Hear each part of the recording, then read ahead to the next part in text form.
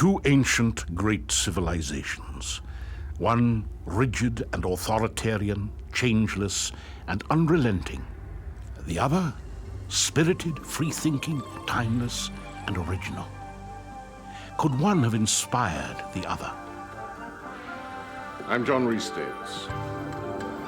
Join me as we ask, did Egypt shape the glory that was Greece? Next on Archaeology.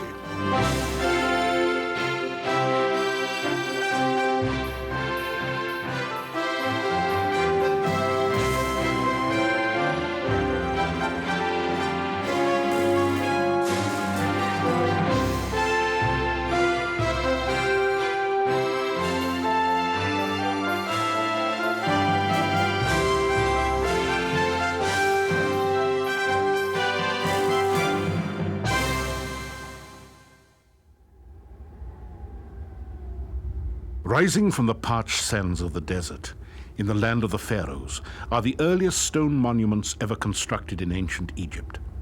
Though shrouded in antiquity, they bear an eerie resemblance to another famous landmark built 2,000 years later. If an advertiser wants to sell his goods and give them a high-class feeling and make them seem classic, or if a bank wants to seem reliable, or if a university wants to seem respectable, the ideal thing to show is a fluted column, preferably in rows. And the idea of the fluted column is really seen as at the basis of European civilization. And when we think of the basis of European civilization, we think of Greece, we think of Athens, and we think of the Parthenon with its rows of exquisite columns. Now, the Parthenon was built about 2,500 years ago, and these columns, which we're walking through now, were in fact built about 2,500 years earlier still. So they're twice as old as the Parthenon. For one maverick historian, the resemblance is no coincidence. He thinks the ancient Greeks owe a debt to Africa for their cultural heritage. If he is right, the history of Western civilization will need to be rewritten. But is he? Generations of school children have been taught of the glory that was Greece, of a white civilization that gave birth to cherished notions of democracy, philosophy, and science. But is it true? How much of that view is colored by racist attitudes of 19th century classical scholars? Today, a controversial new theory that the roots of Greek civilization lie in ancient Egypt has archaeologists in an uproar.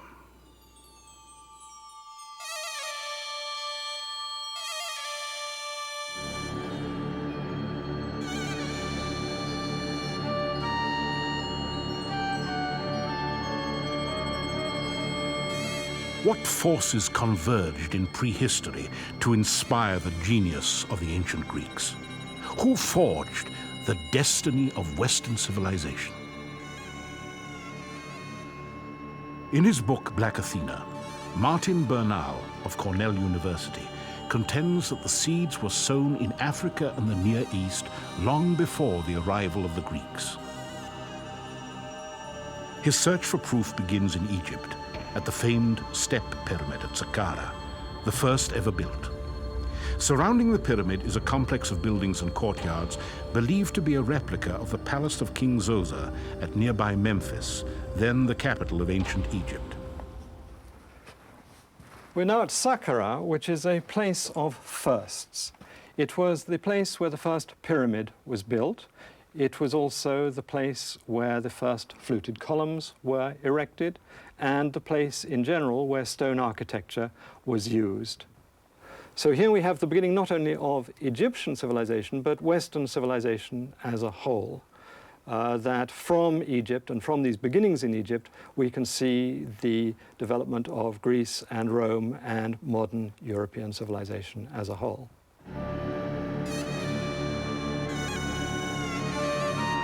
17 centuries before the birth of Christ, Egypt ruled an empire that stretched from the Nile to the Euphrates.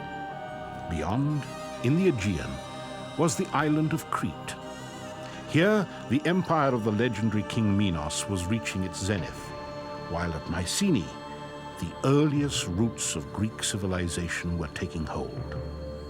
Connected by a vast network of trade routes, ships plied the seas laden with the treasures of the ancient world. Bernal believes that during this time, the Egyptians and the Phoenicians attacked the palaces of Crete and colonized the Aegean. Bernal's colleague at Cornell, John Coleman, is currently excavating the ancient city of Halif. An expert on the prehistory of Greece, he has found little to support the theory of an Egyptian invasion. Personally, I don't believe that Greece ever was invaded by Egypt. There are very few documented instances of invasions of Greece, and we have no real evidence that in the form of, say, Egyptian language or Egyptian script, hieroglyphic, for instance, to suggest that, in fact, the Egyptians ever did come to Greece in any numbers. Despite his critics, Bernal is intrigued by evidence that the Egyptians did control the Aegean.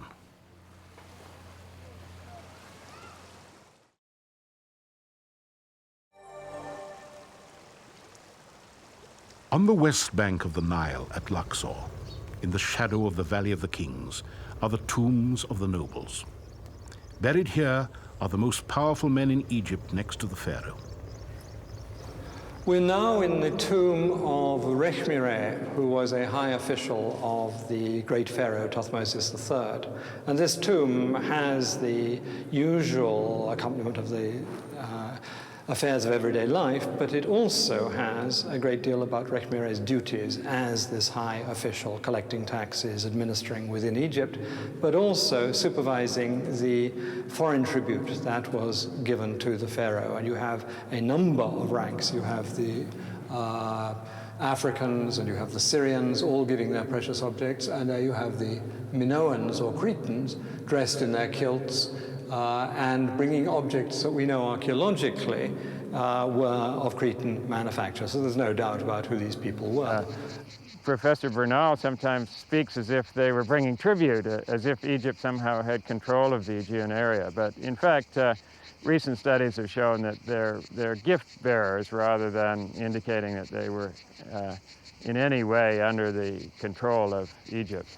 Now, whether the Greeks considered they were giving tribute or not is another question, but this is the way Rechmire and his pharaoh, Thutmosis III, interpreted it.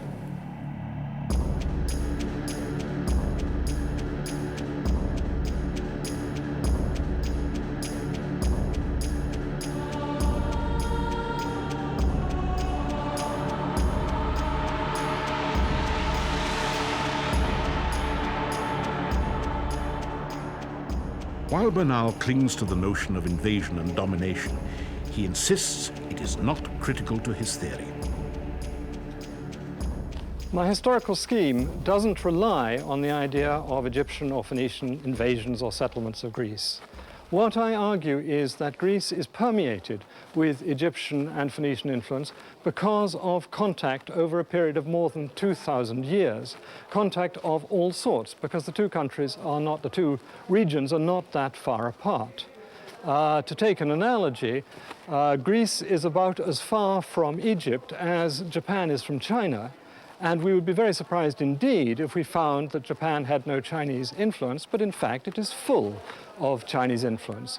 That's not to say that Japan is a mere reflection of China, but that you cannot hope to understand Japan unless you realize its Chinese roots in that way. Similarly, I think we should not do as the classicists have done and try to view Greece in isolation without seeing its outside roots.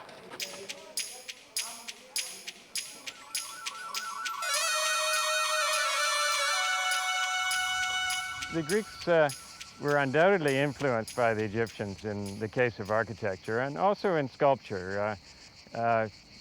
One obvious example is the large Ionic-style buildings that are found in eastern Greece and the eastern Aegean, such as the Temple of Artemis at Ephesus with its forest of columns, which resembles the Hippo-style halls of Egypt.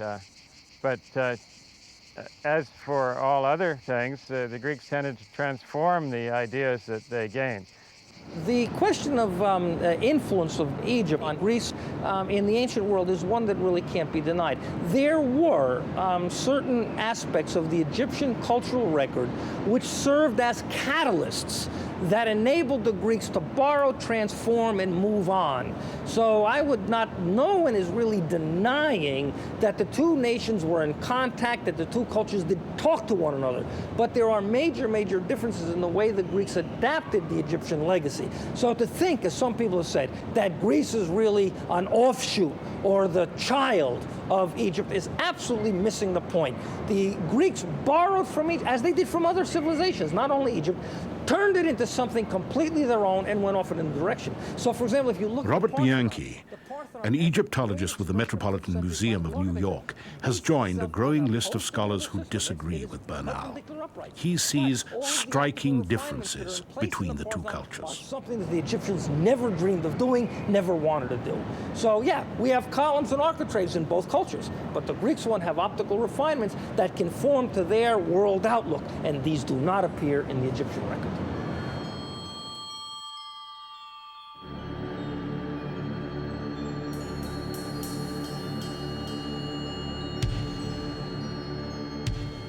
The Great Pyramids of Giza are the most durable relics of the ancient world.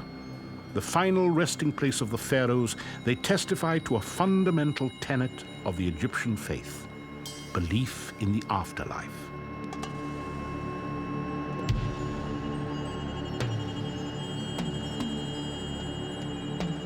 To ensure the survival of the ka, or spirit, the body first had to be preserved or mummified.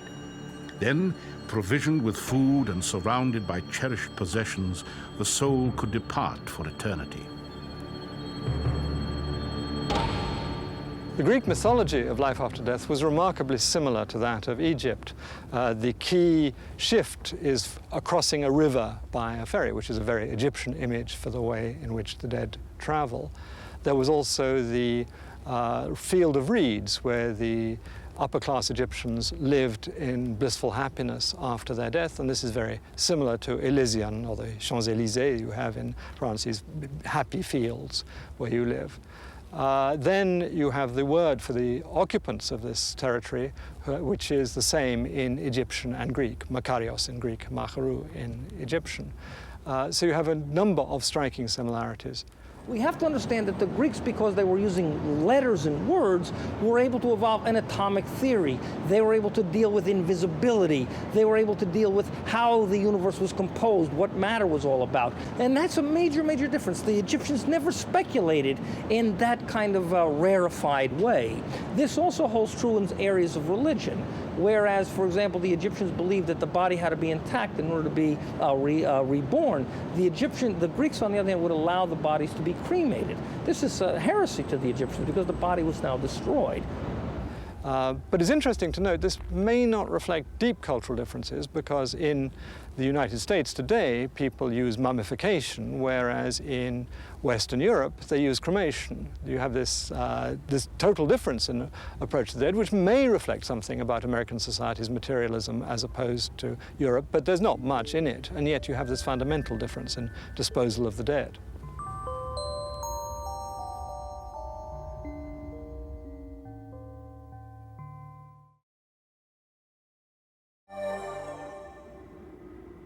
The tombs of the pharaohs attest to their mortality, but to the ancients, they were gods.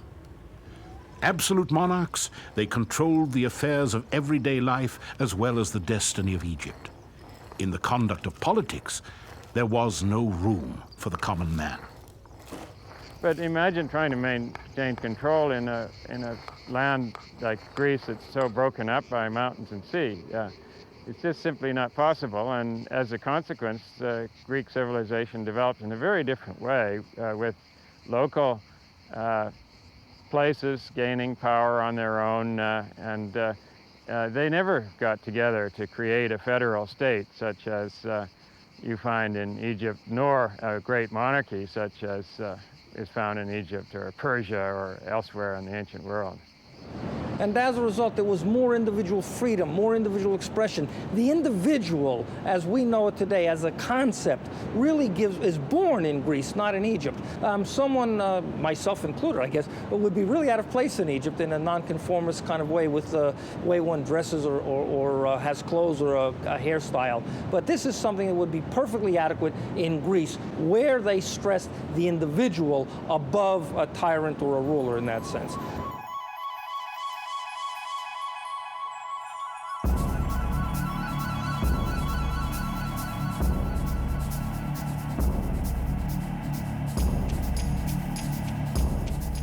Even in the Egyptian art, there was no freedom of expression. These paintings, breathtaking though they are, were not created. They were executed according to the dictates of the pharaohs. Artists painted what they were told, not what they saw.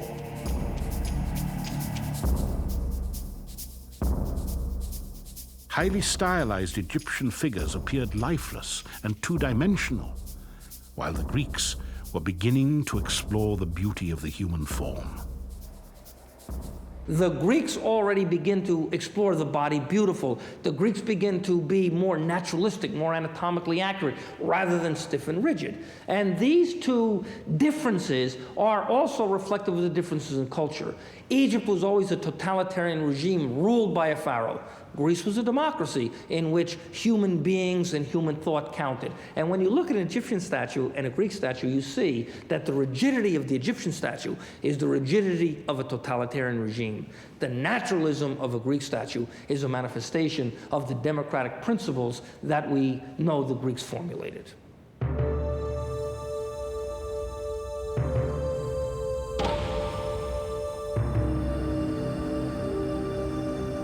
By 500 BC, the reign of the pharaohs had come to an end.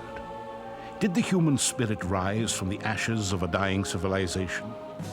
Or did the Greeks invent themselves? Greek is an Indo-European language, and therefore there must have been major influences from the north to make it one. On the other hand, there are an extraordinary number of elements of Greek language and other aspects of Greek civilization that are not Indo-European, and I believe these can be very plausibly explained as coming from Egyptian or Semitic. The undeniable fact is, of course, that Egypt did play a role in the formative development of Iron Age Greece. That is to say that Egypt and its cultural traditions formed a catalyst whereby the Greek achievement was able maybe to get a spark and then develop. But what we have to understand is they are fundamentally different civilizations. Let me give you a case. Backed by the archaeological record, most modern-day scholars agree with Robert Bianchi. Now it remains for Martin Bernal to prove his case. My fundamental claim is not that Greece is a reflection of Egypt and the Levant. Clearly, it's a very different and independent culture. On the other hand, I believe it's impossible to understand Greece without seeing the depth of Egyptian and Semitic influences upon it. And this is what classicists have tried to avoid. They've tried to minimize something that I believe is absolutely central to the formation of Greek civilization.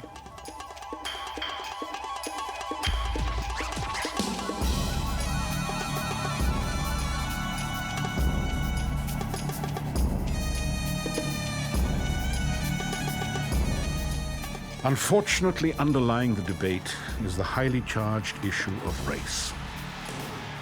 Were the Egyptians black, as Bernal implies in Black Athena? Was Cleopatra black? Was Cleopatra black? No, she was olive-skinned. She was a Greek. She was the queen of Egypt, and her family had ruled Egypt for 300 years. But we know she was a Greek because the family was incestuous for 300 years. And so we're pretty sure about her bloodlines. Interestingly, the Romans tried to make her appear to be an Egyptian, but there's no question that she was in fact a Greek, and therefore the idea of her being black is not on. The Egyptians regularly depict themselves in fairly light skin tones, and though it was surely a mixed population as generally recognized, I doubt that the term black is appropriate. the word black is now used in a very wide sense to cover a whole lot of people who are only of mixed African descent. And certainly the Egyptians, if they were to go to Mississippi or had been to Mississippi in the 1950s, if they had wanted a cup of coffee, they would certainly have been refused.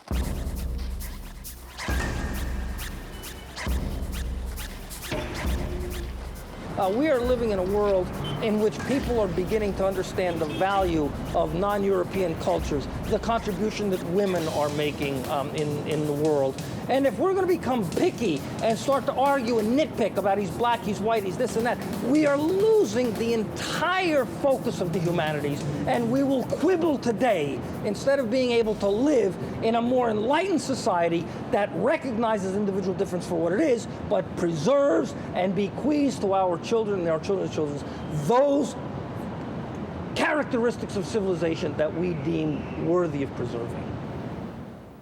The debate over what role Egypt played in the rise of Greece has raised an incendiary question. Was Egypt black? Does it matter? It matters deeply to many African Americans searching for role models in the ancient world. Scholars, however, insist that such a notion represents a serious misreading of the archaeological record. The evidence tells us that the Egyptians were a multicultural people. Indeed, it may have been the varied tapestry of their society that allowed them to achieve so much.